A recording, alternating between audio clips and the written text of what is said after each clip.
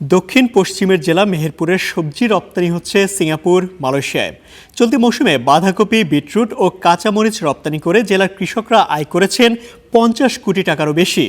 স্থানীয় বাজারের তুলনায় রপ্তানিতে ভালো দাম পাওয়ায় সবজি চাষে আগ্রহ বাড়ছে কৃষকদের।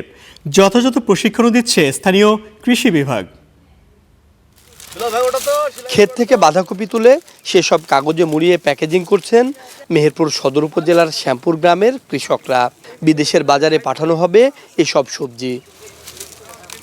রপ্তানির জন্য এবছর 10,000 মেট্রিক টন বাঁধাকপি, 1 মেট্রিক টন বিটরুট ও 500 মেট্রিক টন কাঁচামরিচ আবাদ করেছেন জেলার 6,000 কৃষক।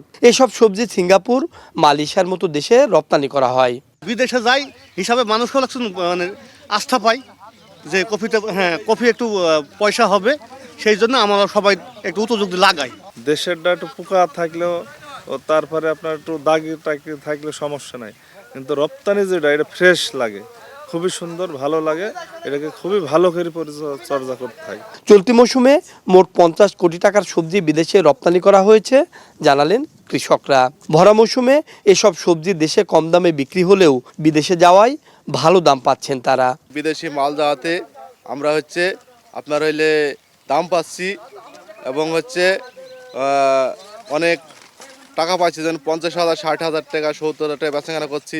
বিভিন্ন দেশে যাওয়ার জন্য যদি এই মাধ্যমগুলো বাড়ায় তাহলে প্রান্তিক পর্যায়ে যেসব শাস্ত্রীগুলো আছে আরও আবাদ বাড়বে। মোট 5টি রপ্তানিকারক প্রতিষ্ঠান মেহেরপুরের সবজি নিয়ে যাচ্ছে।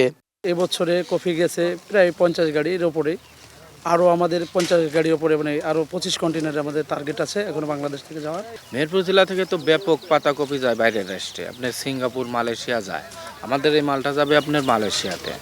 আর মালয়েশিয়াতে আমি এবছরে যতটা পাতাকপি দিছি এ পর্যন্ত মনে হয় 500-600 টন দিলাম। জেলার উৎপাদিত সবজি আরও বড় পরিসরে রপ্তানি করতে কাজ করছে কৃষি বিভাগও। মধ্যস্বত্বভোগীদের দৌরাত্ম্য কমাতে ও নিরাপদ সবজির ফলন নিশ্চিত করতে দেয়া হচ্ছে প্রশিক্ষণও। চাচ্ছি এই রপ্তানিটা আরও দিন দিন যাতে বাড়াতে। আমরা যারা এই রপ্তানির সাথে যুক্ত তাদের সাথে কৃষকের সংযোগ স্থাপনের কাজ করছি, পাশাপাশি তাদেরকে নিরাপদ ফসল উৎপাদনের জন্য পরামর্শ দিচ্ছি। বর্তমানে স্ট্রবেরি, তারপরে স্কোয়াশ, ক্যাপসিকাম এগুলোকে আমরা যুক্ত করতে চাচ্ছি রপ্তানি তালিকায়, যাতে কৃষকরা তাদের ফসলের ন্যায্য মূল্য পায় এবং আমরা বিদেশ থেকে একটা অর্থ উপার্জন করতে পারি। অল্প কয়েকটিতে সীমাবদ্ধ না থেকে দেশের বাইরে আরও বিভিন্ন জাতের সবজি রপ্তানিতে সুযোগ তৈরি করে দেওয়ার দাবি জানিয়েছেন মেহেরপুরের কৃষকরা। Rashiduzzaman, star news, Meherpur.